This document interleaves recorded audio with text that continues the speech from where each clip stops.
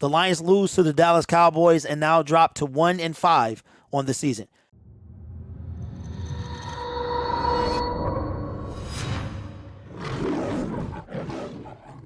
Hello, everyone. My name is Derek, and welcome to Detroit Lions Syndicate. If this is your first time here, we talk all things about the Detroit Lions, and as tough as it is, we still do it. Currently, the game is still going on. The Detroit Lions are down 24-6, but they are going to lose this game and drop to 1-5 on the season. A lot of good. First thing I can say is Aiden Hutchinson is not a bust. Now you can stop talking about it. They should have been putting him in a position that he could thrive in, which is I'm watching Jared Goff with another fumble, and that's going to be a bunch of turnovers. And he could be, I don't know what's going on with Jared Goff, but now there's another fumble on the season. The defense came through and just demolished the Detroit Lions offensive line. But Aiden Hutchinson is not a bust, far from it. Good. Man, it was turnovers galore. There had to be at least 5 or 6 in this game. Jamal Williams, right when the tide was about to turn, he fumbled, and that was that. But I will say this. We knew what we were facing when we went into Dallas. We knew that it was going to be us against the refs. One thing I'm going to do from now on is I'm going to take that out of the equation. The narrative will always be in play when it comes to the NFL, gambling, and things like that. But you have to overcome that, and the Detroit Lions could not do that. They had a chance to take the lead. It was 6-3 or something. Whatever it was, they could have taken the lead. No, it was 10-6. Jamal Williams fumbles at the goal line, and it was recovered by the Dallas Cowboys. And that was the story of today. Dan Campbell will drop to no wins on the road. And even though this game wasn't his fault, it's going to reflect on him when it comes to the wins. There was a lot of good. Aiden Hutchinson, Josh Paschal was a difference maker. Jeff Okudah was all over the place. It was a lot of, but then there was a lot of bad. Alex Anzalone. The defense actually looked like they were going to hold Dallas. They played well that first half, and it looks like, man, those defensive changes really kind of made a difference. And I think they just started becoming unraveled as the game went on. And it's sad because we were in this game for most of it. The only kind of critique that I would have of Dan Campbell about this game is the Lions had a stop. They got a fumble at the end of the first half, and they got out of the shadow of their goalpost, and they elected not to do anything.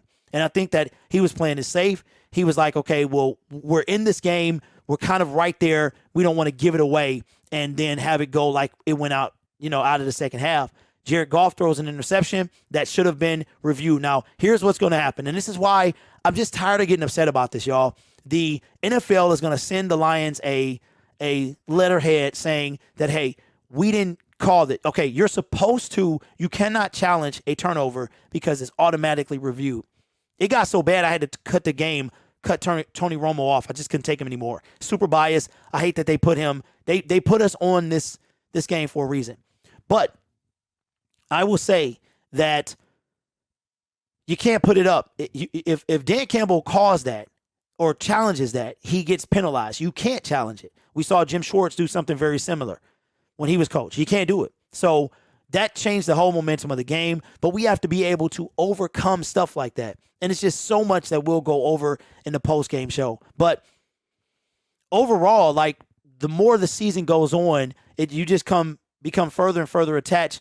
Dallas had no business winning by the way that they did, but that defensive line, our offensive line could not handle it at all. Amon-Ra went out in the first quarter. He got hit over the head and was ruled out with a concussion. DeAndre Swift didn't even play, so there you go. So the Lions dropped to 1-5 on the season, and I want to say they currently have the first pick in the draft if the Carolina Panthers complete the upset of the Tampa Bay Buccaneers, and it looks like the Washington Commanders are beating the Green Bay Packers, so we are in line for the first pick. I'm not going to talk about C.J. Stroud or Bryce Young. I'm just not. There's plenty of time to talk about that in the offseason. I'm just not there yet. I will say this.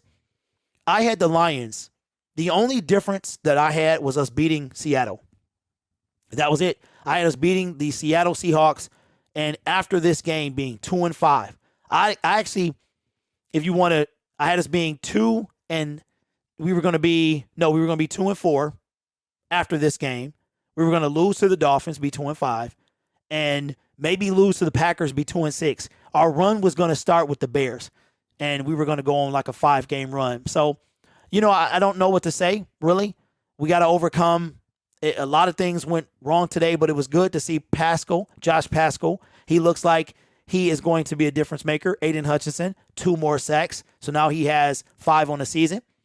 And I think we got to put some respect on his name, man. He's not a bust. I never said he was, and I'm glad we got him. Anyway, you guys are awesome. Take care of yourself. Lions dropped to 1-4, and I want to say are in line for the first pick in the draft. I will see you in the next video.